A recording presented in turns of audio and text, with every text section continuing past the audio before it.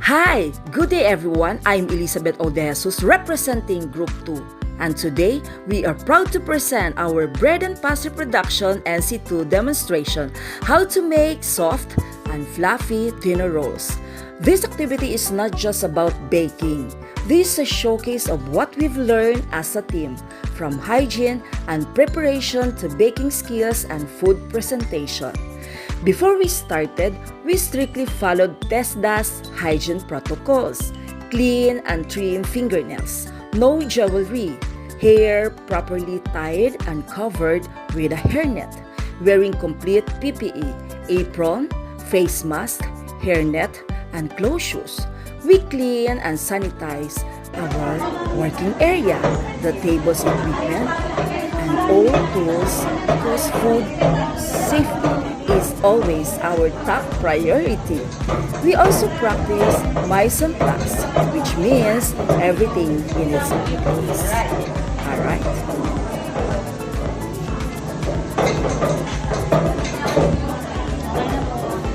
Hands with running water. Alright. Apply soap. Apply soap. Alright. All areas. Palm, back of hands, the other hands, and then the between fingers. Alright. And then the under nails. Okay. And then the wrist. Okay.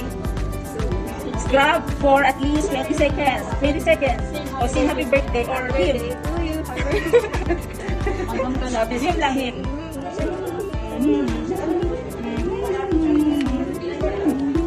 And then rinse. Alright. Rinse thoroughly. Dry hands. With dry cloth. Alright. Okay.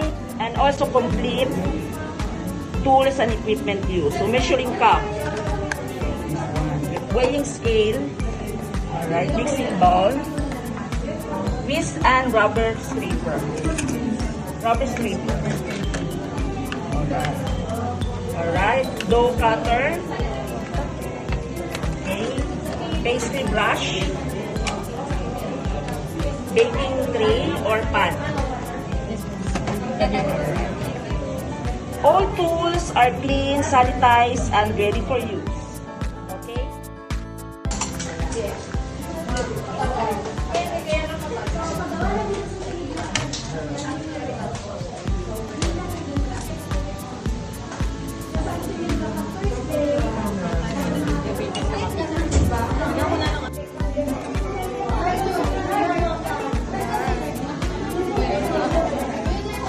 And 1/2 cups of red flour syrup.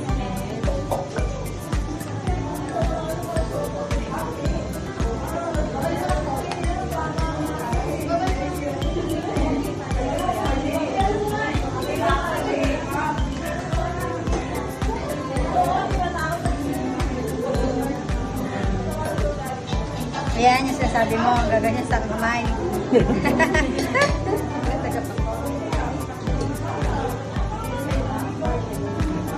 Alright. Oh. Yes. And also complete ingredients for dinner roll. 2.5 cups sifted bread flour. Alright. Then 1/4 cup of white sugar or 60 grams. And 1/2 teaspoon of salt. Alright. And then 1 tablespoon dry, ano to, yung active or instant. No, instant yes na to eh. Diba? Then 90 ml of warm water, 90 ml of milk, and then 1/4 cup of butter, 1 whole egg, and then salt. Alright. Procedure step by step. In a mixing bowl, we combine all dry ingredients, flour and salt. Ayan. Flour and salt? Ayan. No. Sugar pala yan. Sugar. Ayan, sugar. Then, yes. And then yung salt, opposite side of the bowl ha, opposite side. Alright. Isang lugar na lang. Basta wag mo ilagay opposite side. Tapos ano, wire wrist mo.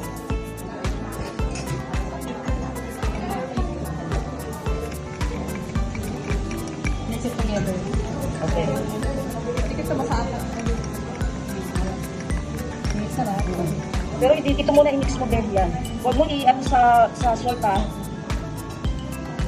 Huwag mo idikit sa salt kasi ma-deactivate yung kanyang gluten development. Alright?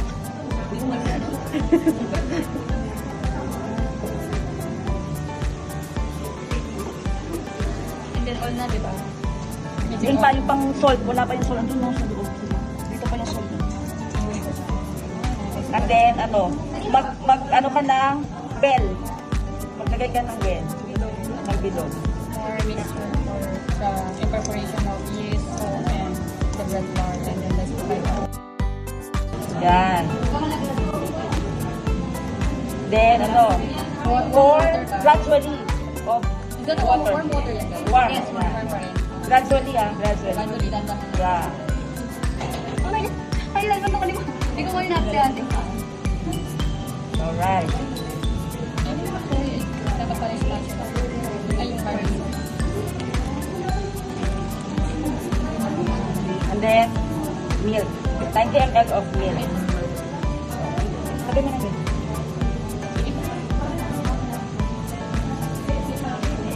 Okay, we combine wet ingredients and also the butter. Add na rin. Oo, add.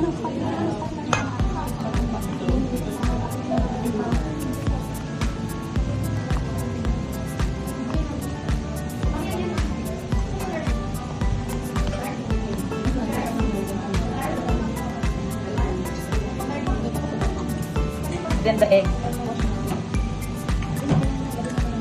Para makaano tayo. Sama-sama tayo. Hirap at ginhawa. Starting of the egg. Lalawakan mo pala. Lawakan mo para marami tayo. Pag mo nagagawin na dito ng bilog. Ayun ako pag.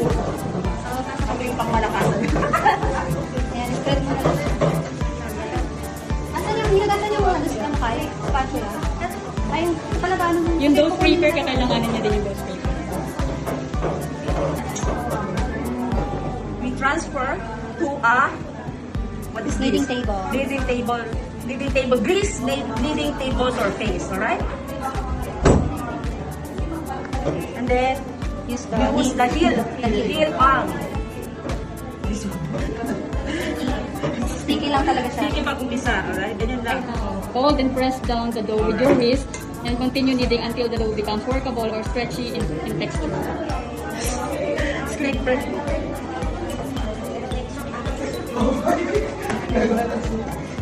Knead with the heel of your palm until dough-like in texture or not sticking in your hands anymore. Parang ito yung biniginan mo. Straight. Para makuha niyo ulit lahat. Parang ang sarap. Nakakamasarap. Parang bango na. Linisan to.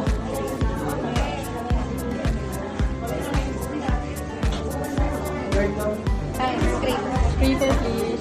Just fold and press down the dough with your wrist and continue kneading until the dough becomes workable or stretchy in texture.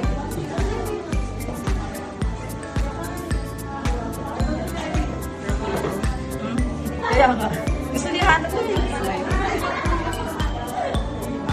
Hana, using the heel of the palm, she kneaded the dough by pushing, folding, and turning until it became smooth and elastic. Alright.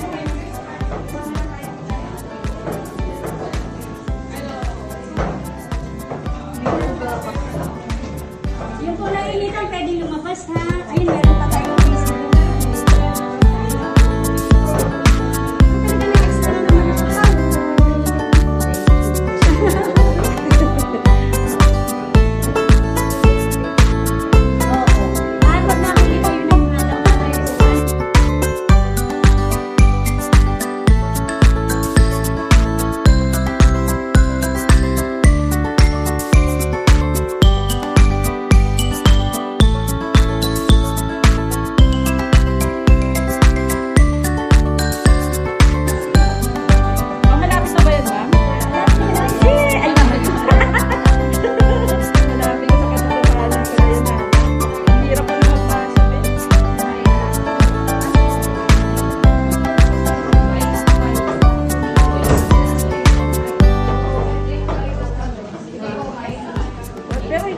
naka-elastic na madami, oh. Oh. O mag-window pane ka nga, Hana. Yung mag-check ka to check the gluten development. Small amount of dough. And then, i-check mo. Oh, di ba? Pag hindi na napupunit, that's the, na-ready na siya. Alright.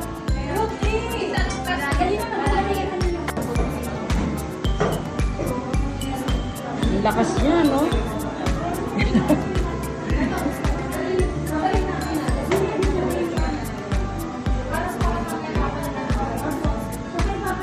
Yan, si Sarah Katufi.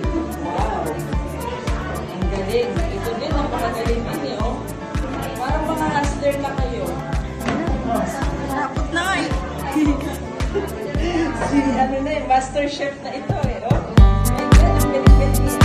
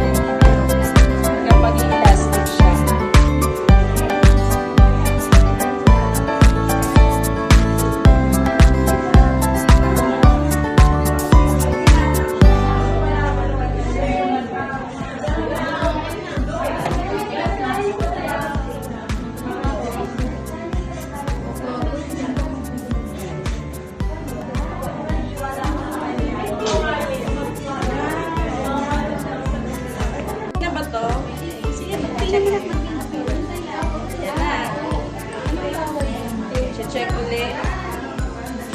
This is actually mag-win. Sabi ka naman. Wow! Thank you, ma'am. Dapat baka ma-over para Hindi mo for the finishing. Once Naka-grease na to, no? we transfer the dough into a grease mixing bowl, cover it with a damp cloth, and let it ferment for 1 hour or until the double in size. This is the first cooking, ha? Alright. What time? What time? Time. Time check. Eh, ganun mo siya may 10:06. Eh, ganun mo siya. Hatapin mo siya pa. Kunin mo siya. Kunin mo. Parang bibilugin ng bilog na bilog. Gaganin mo lang siya. Bilugin mo daw. Sige, bilugin mo. Pag kinuha mo, ganun mo lang siya. Hawakan mo na. Sige lang. Tapos ganun mo siya lahat. Ganyan mo na. Sige. Papaloob. Sige. Sobrang dumidikit. Dapat Hindi ka matakot, be. Andyan si ma'am, mo. Ayan. Baka hindi naman Ganun mo Okay lang. naman. Di ba sa ma'am?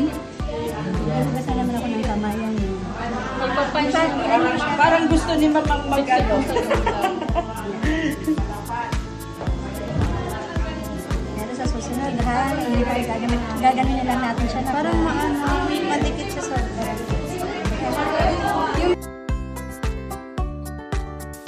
Diba? Ayan, maganda na yung ano. Diba? Stretchy siya. Kaya so, di ba sabi niya nga masyado siya? Oo, so pagka kinuha niyo siyang ganoon, igaganto niyo lang siya.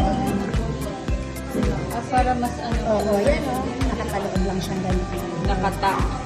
Matakin. Ganun din gagawin sa paggawa ng dinner roll. Mamaya mo pag Ay, yung maliliit na yung into pieces. Yan na siya, di ba? Para mas smooth. Para smooth yung Yan. iba. So, naglagay ako ng shortening. So, nasa rin yung katsa nyo. Lagyan nyo na siya dun sa taas. Diba? At least maganda siya ngayon kasi yung kami na Okay? Salamat po. Tapos, ready tayo. Diba magpapahinga kayo? Pero yung decision mo. Okay po. Okay. Pwede po mag-merienda. After proofing, we gently punch down. Alright, come here. Open up. Ah! Punch down the dough to release excess air. Alright. Oh! Excess air. Excess air. Alam mo? Ang sarap niya.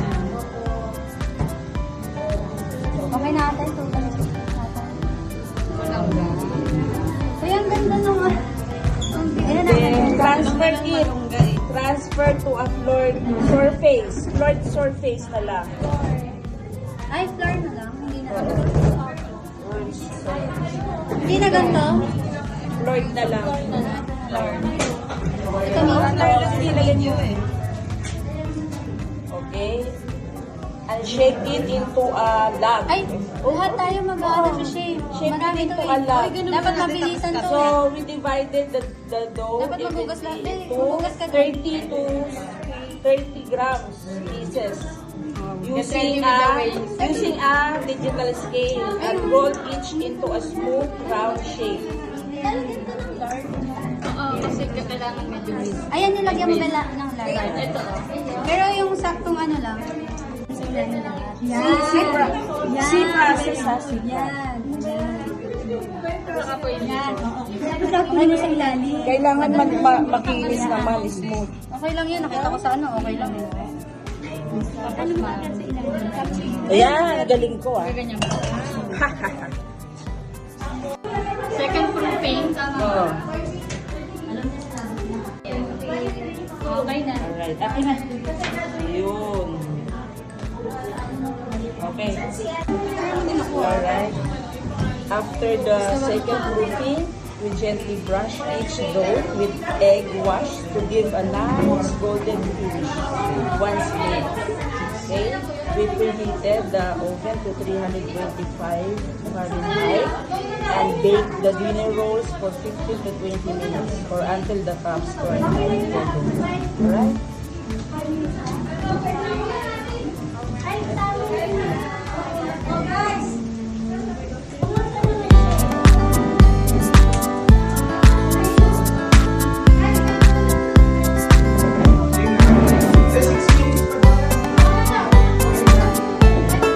Sana, Sara. Ano mo, huwag mo magpapatrip.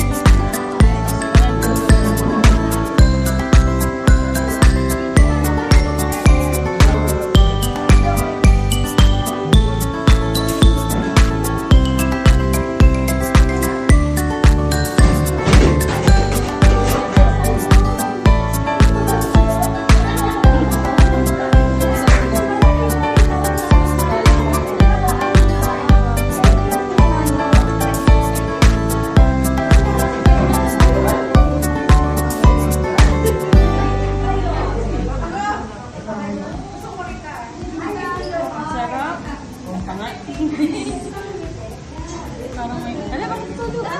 Ayan na, simutin mo pa. Simutin mo siya. Huwag mo nalagyan, B. Tanggalin mo pa to. Simutin mo muna dito. Yan. Tapos tanggalin mo yan. Parang sumobra lang. Ayun yung gilid yun. Sa gilid. Yan.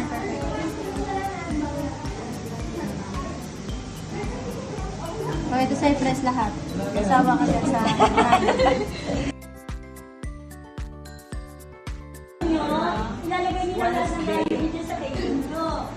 We remove the clay from the oven and allow the rolls to cool slightly before serving your Din, toasted na to.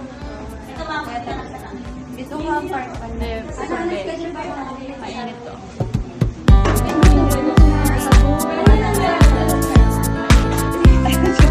Talaga si Ma'am sanay na sanay. Baka naiwanan yung tumasunod na.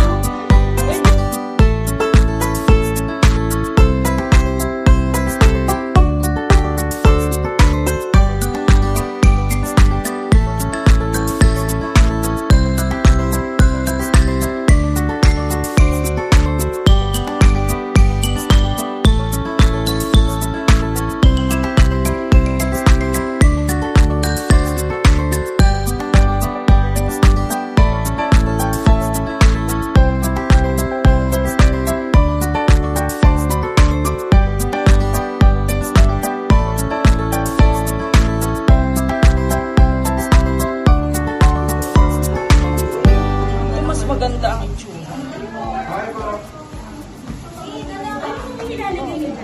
Wow, okay lang. Okay lang. Yung mama. Maganda yung pagkakalagay niyo. Ito lang. Ano siya? Anong tawag doon? Parang malasa mo. Sige, ate, Malasa lang siya. Mas maganda lang ang kulay niya ano, kaysa noon. Ngayon, sabi ko ganun sa group na natatapos. Halimbawa, sunog siya. Mas sunog. So, matigas kayo ng powder sugar. Para nakocover yung sunog na powder. Pero ang ganda na parang. Ganda ang pagkakalagay.